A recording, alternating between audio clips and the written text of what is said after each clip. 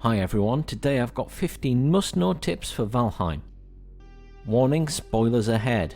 These tips are for everyone, but particularly for new players. First and foremost, and probably most importantly, is your spawn point. You can only have one of these set at a time, and to set it you need to build a bed and then claim it. You might have to keep moving your spawn point to stay close to where you're exploring and build little operating posts. This is important because if you die, you could end up very far away from your tombstone, which is a nightmare if you've got all your gear on you. Wood is a really important resource in the game, and there are two easier ways to get wood than cutting down trees in the normal forests. First and foremost is to make your own forest where the trees are very close together, and as you will have seen before, trees will fall on other trees and knock them down, and you can create a bit of a chain reaction. The other way is to dismantle random ruins that you find around the place. To do this, you just build a workbench next to them and then use your hammer to take the buildings apart with the middle mouse button, and you get all those resources back. And wood leads me on nicely to tip number 3, building integrity. You have to pay close attention in this game because gravity does have an effect, and if buildings don't have enough support, they will collapse. The easiest way to keep track of this is by the colour system they've put in. Green is safe, yellow is not enough support, orange is very much risky, and red it's probably going to collapse. Sometimes you also get a notification when it collapses, but it doesn't always pop up. Tip number 4, when you are building, remember to leave a space for smoke to get out. Otherwise, your character will suffocate. Tip number 5, resting is really important in this game. The rested buff comes from sleeping or being in your home, and it's something that is based on comfort level, which increases with more amenities and home comforts you place. The rested buff increases your health regen by 50% and stamina regen by 100%, so you really can't leave home without it. It also appears to boost XP gain, however that's not clear in the description when you look in the game. Tip number 6. When you're hunting, try to observe which way the wind is blowing. In the game your character has a scent, and if you stand with the animal downwind, they may notice you more easily. In particular, deer are affected by this. Tip number 7. While lacking food won't kill you, which is a good thing, it's vital for later on in the game and during combat in particular. You can eat 3 items in total, though only 1 of each individual item and 2 from any one group, for example only 2 fruits. Once you get further into the game with more advanced cooking and recipes, you can mix and match more similar foods, which can allow you to have much higher health or stamina. An extra tip related to food is make sure you collect thistle during the early game. I ignored it for a long time, but trust me, you will need a lot of it later. Tip number 8. Honey is another item that is really important in the later game. So when you come across beehives, it's worth collecting the honey and the queen bee they drop so you can make your own hives. The easiest way to do this is to shoot it with a bow and arrow from range, because obviously if you get within melee range, they will start doing you damage. The inventory and its size is a big aspect of Valheim.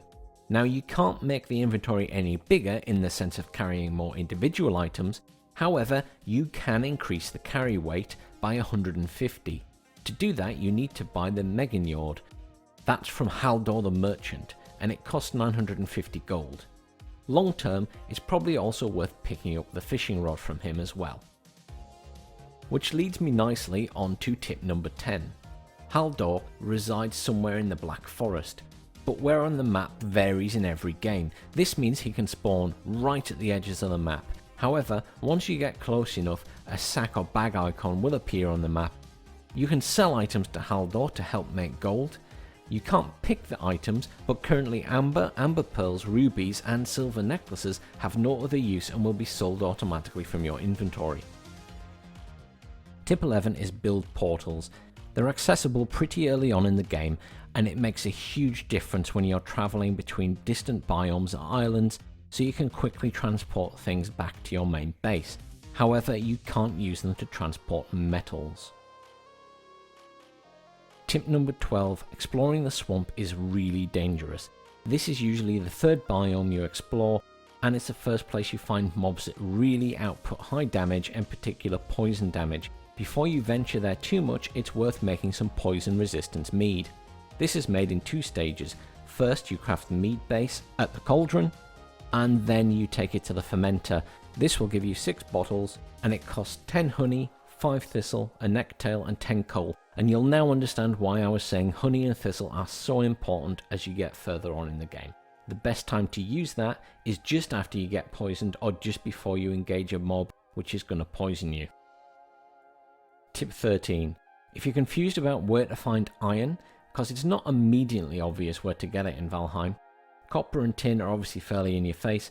Iron is a little more hidden away in the swamp biome. So firstly, you can find it randomly on the ground in the swamp biome within muddy scrap piles. The other place to find muddy scrap piles are the dungeons within the swamp. There are muddy scrap piles between the rooms here. Also within the dungeons, you will find chests which usually have nice big stacks of iron in them. To get into these dungeons, you do need to have defeated the second boss, the boss of the Black Forest, the Elder, as he drops a reusable key which opens the swamp dungeons. Tip number 14 is when you are getting further in the game and going exploring on other islands with portals, you're better off taking a long ship if you plan to mine. They carry more items and weight, and if you don't do that, you can't really use the portals to move things about, so you're either going to be running really far or using a smaller ship multiple times.